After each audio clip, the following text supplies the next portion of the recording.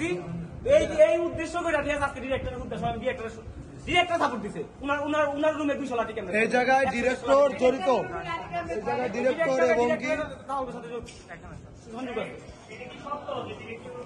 আরে স্যার সেনাবাহিনী কি আপনার আছে 100 লাঠি স্যার 100 এই এতগুলো লাঠি স্যার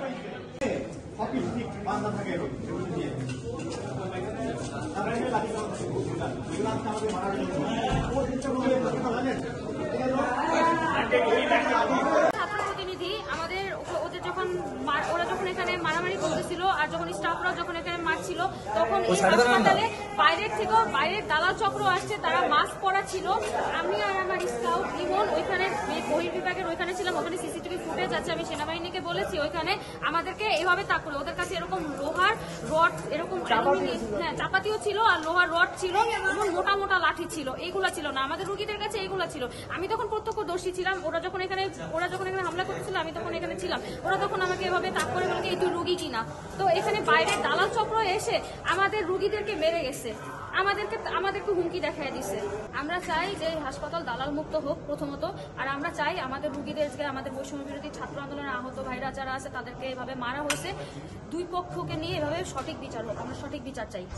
রাত্রে আসলে এই যে ব্লাড সিন্ডিকেট আর কি চলতেছিল, ঠিক আছে, তাই আমাদের দুইটা আহত ভাই আমরা স্যারি খাইয়ে আর কি যখন ওয়ার্ডে ছিলাম তখন আর কি ওরা দুইজন আর কি বের হয়েছে, মানে পেশেন্টরা ফোন দিচ্ছে যে আমাদের কাছ দিয়ে এক ব্যাগ ব্লাডের জন্য 5,000 টাকা আর কি নিতেছে। তো ওরা দুইজন আসলো, আসার পরে ওদের সাথে মানে আর এই জায়গার স্টাফদের সাথে মানে ব্লাডের স্টাফদের সাথে একটু মানে হাতাহাতি হয়েছে। হওয়ার পরে ওই ঘটনার প্রেক্ষিতে মানে ওরা সকালবেলা আর কি মানে কর্মবিরতি ডাকছে। কর্মবিরতি ডাকার পরিপ্রেক্ষিতে মানে আমাকে আহতরা এসে মানে থেরাপি রুমে গেছে। থেরাপি রুমে দেওয়ার পর ওদেরকে মানে আবার লাথি দিয়েছে একটা।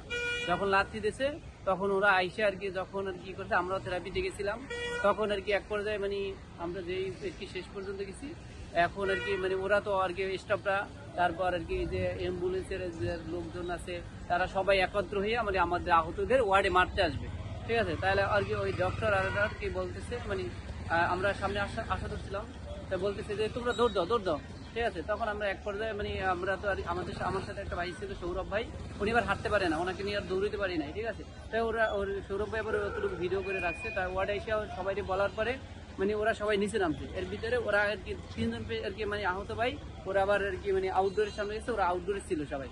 আর ওরা ছোট ছোট স্টাম্প ছিল, মানে স্টাম্পের মতো, সে আর কি সেটা 202 থেকে পাওয়া গেছে, ঠিক আছে। ওরা আর কি মানে আহতদের মারার জন্য নিয়ে আসছিল, ঠিক আছে। তাই ওদের 3 জন, একজনের হচ্ছে পা নাই, পা কাটা, ঠিক আছে।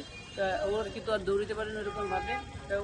ওরা 3 জন ছিল, 3 জনের আর কি খুব আর কি পিটাইছে ওরা ওর দিকে বসে।